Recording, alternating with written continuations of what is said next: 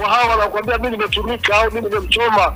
Mimi nilikamatwa Superdome Masaki mwezi wa 8 wakati wanakwenda kuzindua tiketi za Simba kuelekea msimu mpya. Na nilipewa tiketi ya VIP, nimekamatwa kwenye ukumbi wa Superdome. Wewe mkuulize swali, nani alitumika pale mimi kukamatwa kwa matakwa yangu? Sasa watu wanaanza kuongelesha matukio kwamba walijuaje kama Mchome yuko pale, labda ndo maswali yao. Na mimi nilikuuliza swali, askari walijuaje mimi niko Superdome na kwenda kuzuia tukio la kuzuiliwa kwa jezi mpaka nikakamatwa siku ile. Wakatukamata eneo hilo na kutupeleka kituo cha Central kikubwa ambako baada ya kwa mpelelezi mkuu wa Central ikaonekana mimi sina sihusiki na tukio hilo, na Mchome ndio mwenye shtaka lake hilo. Kwa hiyo walitukamata wote kwa sababu walitukuta wote eneo moja. Omar Bura, wakati unamezana na mzee wa Mida hapa, kuna taarifa ilikuwa inazungumzwa kuhusiana na mashabiki wawili wa Simba walikamata pale kwa maana ya Magomeni. Sasa niko moja kwa moja live hapa na Dr. Mo, mmoja kati ya mashabiki ambao alikuwa kwenye tukio naye alikamatwa. Dr. Mo, habari ya muda huu? Salama, niambie. Safi, mambo yanaendaje ndugu yangu? Salama, nashukuru Mungu. Tumesikia taarifa kuhusiana na kukamatwa kwako na Mchome. Vipi ilikuwaje mpaka mmekamatwa ndugu yangu? Mimi tulikuwa set up kule pale hoteli ya Royal Village Magomeni Mataa kwa ajili ya kufanya tangazo la maji. Kwa hiyo hapo ndipo ambapo tukio lilipotokea. Mara baada kabla kuanza tangazo hilo, wakati tunaanza kufanya set up, kutokea maafisa waliovalia kiraia wakitambulisha pale maafisa wa usalama kutoka jeshi la polisi, wakatukamata eneo hilo na kutupeleka kituo cha Central kikubwa ambako baada ya kwa mpelelezi mkuu wa Central ikaonekana mimi sina sihusiki na tukio hilo, na Mchome ndio mwenye shtaka lake hilo. Kwa hiyo walitukamata wote kwa sababu walitukuta wote eneo moja. Kwa hiyo nimetoka Central hivi sasa naelekea Tanganyika kwa ajili ya hamasa ya Simba kuelekea mechi ya kimataifa Jumapili. Pengine hilo tangazo, nani alikuwa chanzo? Tangazo lilikuwa ni la kwako au tangazo lilikuwa linatoka kwa Mchome? Au kuna mtu mwingine tofauti na Mchome au na wewe?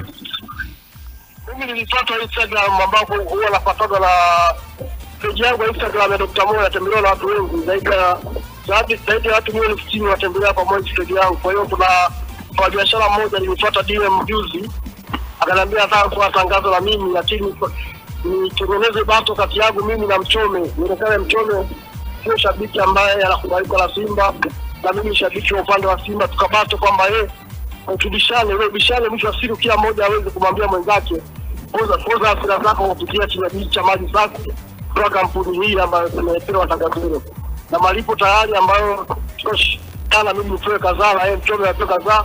Lakini pili jana walipatia nauli yangu na ya Mchome, nikamtumia Mchome pesa yake na mimi nikapatia yangu ili wewe tukutane kwa setup kwa location kwa studio kwa ajili ya kurekodi hiyo tangazo ambao hao wadhamini tangazo la maji. Kwa hiyo ndio kuwasiliana naye, hata arrangement ya waandishi tunafanya mimi pamoja na venue kwa maelekezo ya huyo sponsor ambao tulikuwa tumempata.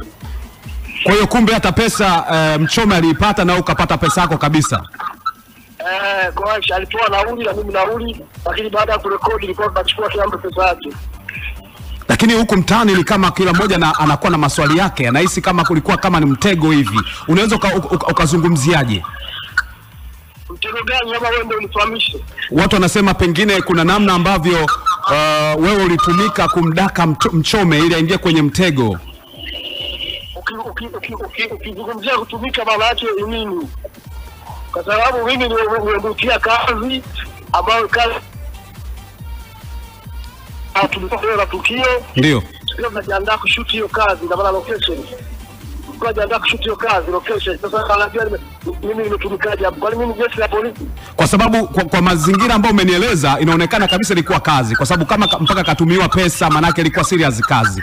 Lakini huku mtani ni kama nazungumza hivyo. Nitaka tu waambie watu namna ambavyo pengine mmekamatwa na wewe mwenyewe umeshtukizwa kwamba mmekamatwa ukaanza kushangaa ilikuwaje pengine. Yaani mlihisi ni nini? Nikaanza kuhoji umetoka baba kwa kusanyani, wakajieleza na wakatoa vitambulisho. ya askari kutoka sekta jeshi la polisi. Kwa hiyo nilichokipata mimi, kwa sababu najua utaratibu, nikatii sheria bila shuruti, tukapelekwa mpaka sento. Baada ya kufika sento, baada ya muda tukafanyia mahojiano. Baada ya kuja mpelelezi mkuu CID, ndio ambaye alisema shtaka hili linamhusu Mchome na wala sio wewe, hao wamekukamata kimakosa. Kwa hiyo mimi nikawa nimeachiliwa na hivi niko njiani naelekea Chanika. Kwa sababu watu walikuwa nasema huenda kwa sababu ulishakupelekwaga kipindi cha nyuma polisi, watu wakajua pengine inawezekana ni hayo ambayo ilikuwa nakuhusu. Sasa kama umeachiwa vipi, lakini kuhusiana na mashtaka ya mara ya kwanza kwako yalikuwa yameshaisha kabisa, yale ambayo ulikuwa unashtakiwa ya kipindi cha kwanza? Kuuliza swali kwa hao wanakuambia mimi nimetumika au mimi nimemchoma. Mimi nilikamatwa Superdome Masaki mwezi wa 8 wakati nakwenda kuzindua tiketi za Simba kuelekea msimu mpya, na nilipewa tiketi ya VIP. Nimekamatwa kwenye ukumbi wa Superdome. Wewe mkuulize swali, nani alitumika pale mimi kukamatwa kwa mata kwangu? Sasa watu wanaanza kuongelesha matukio kwamba walijuaje kama Mchome yuko pale, labda ndo maswali yao. Na mimi nilikuuliza swali, askari walijuaje mimi niko Superdome na kwenda kuzuia tukio la kuzuiliwa kwa jezi mpaka nikakamatwa siku ile. Kwa hiyo yote katika yote, kwa hiyo umeachiwa sasa, hakuna bila masharti yote kwamba pengine utaenda kuripoti muda mwingine au umeachiwa moja kwa moja? Mimi siendi kuripoti kwa sababu shtaka ilihusu mimi, kwa askari walikamata mimi kimakosa. Walikuta eneo moja na mtuhumiwa wao wakatukamata wote kwa sababu tulikuwa tunafanya hiyo setup ya kushuti tangazo. Kwa hiyo baada ya kufika kwa mpelelezi mkuu, ikaonekana mimi hiyo shtaka alinihusu, nikaachiliwa. Wanasema Mchome kakosea kitu gani? Kaulize jeshi la polisi, sio mimi sio jeshi la polisi. Basi polisi mkawaulize, ndio wanajua shtaka wamkamata nalo. Basi mimi nikushukuru sana Dr. Mo kwa kuongea na sisi, umetupa ushirikiano wa kutosha kabisa. Bila shaka watu wameshaelewa kwamba kumbe ilikuwa ni biashara, ilikuwa ni shughuli ya kutafuta vipato. Asante sana. Asante. Naam, tumemsikia Dr. Mo Mohamed Hamisi ambaye ni shabiki wa Simba akizungumza kuhusiana na sakata ambalo lilienea asubuhi. Waandishi wa habari wakawa wameenda pale kwa maana ya wapi Magomeni, wakaenda Magomeni kwa ajili ya kufanya hilo tukio wa shuti, lakini wakakamatwa pale. Sasa alikuwa anamuuliza hapa, bwana, haya mambo yamekwaje?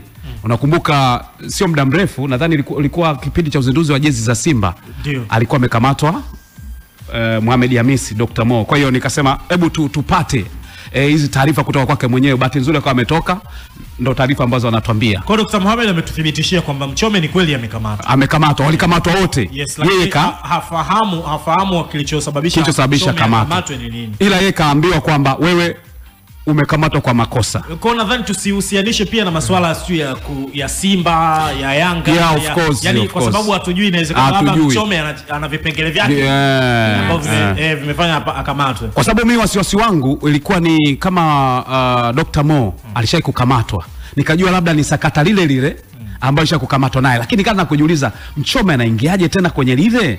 Lakini hii taarifa ambayo inakuja sasa hivi ni kama inakuwa ni taarifa ambayo naweza kusema ni mpya tena kuhusiana na Mchome. Huenda siku za hivi karibuni utakuwa ulifuatilia kwenye mitandao ya kijamii, kuna baadhi wanakuwa nasema Mchome amefikia hatua mbaya ya kuwagusa Simba, mpaka alisikika kituo kimoja cha habari Murtaza Mangungu akisema kwamba kuna baadhi ya hatua zinachukuliwa.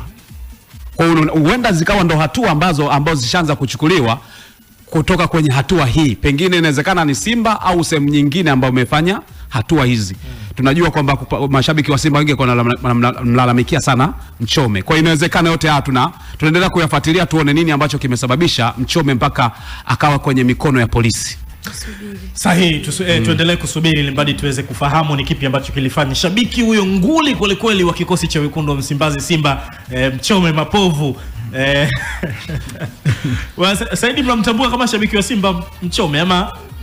Mimi niseme kwamba kuwa mshabiki wa Simba ni yeye mwenyewe na anajua siri yake, lakini ukimtambua kwa vazi tunatambua kwamba ni mshabiki wa Simba Sports Club. Ndio. Jamaa kaongea vizuri sana. Jamaa kaongea vizuri sana. Lakini katika moyoni mwake anafahamu mwenyewe kwamba yeye ni mshabiki wa timu gani. Ndio. Lakini kwa kauli ambazo alizoenda nazo, nadhani kategori ambayo alijichagulia mwenyewe huwa inaweza ikakupa faida au ikakupa hasara. Sasa ile impa faida kwa wakati na sasa inaenda kumpa hasara kama ndio yenyewe. lakini kama si yenyewe unajua hivi vilabu hiyo ambayo unasema ni ipi ambayo ni yenyewe?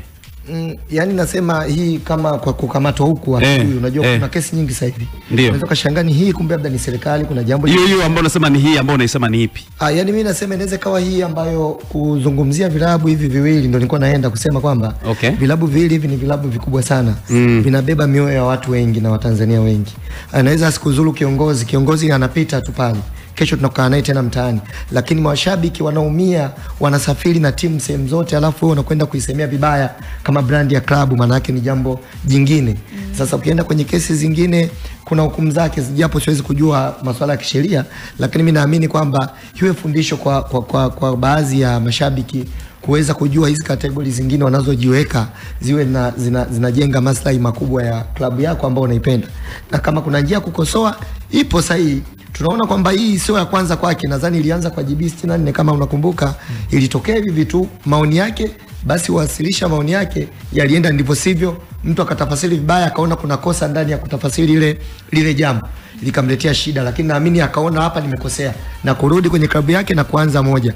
Naamini hata yeye kama ataenda na baadaye ataona kesi inakwisha kama ndio hiyo, nadhani anaweza karudi na kuanza moja. Mimi niseme kwamba kwanza nimepongeza kuona Mohamed tumempata na kuweza kujibu kwamba angeweza kubeba mzigo wa lawama kwa mashabiki wa soka. Nadhani wote, si kwamba Simba peke yake, na hata Yanga au timu zingine ambazo walikuwa wanaona faida ya Mchome ikoje. Kwa mimi naamini kwamba tuendelee kusubiri jinsi tunavyopata muda, zani jeshi la polisi zikishaona kuna taarifa, ili kutokuwa na taharuki, litakuja na majibu zaidi.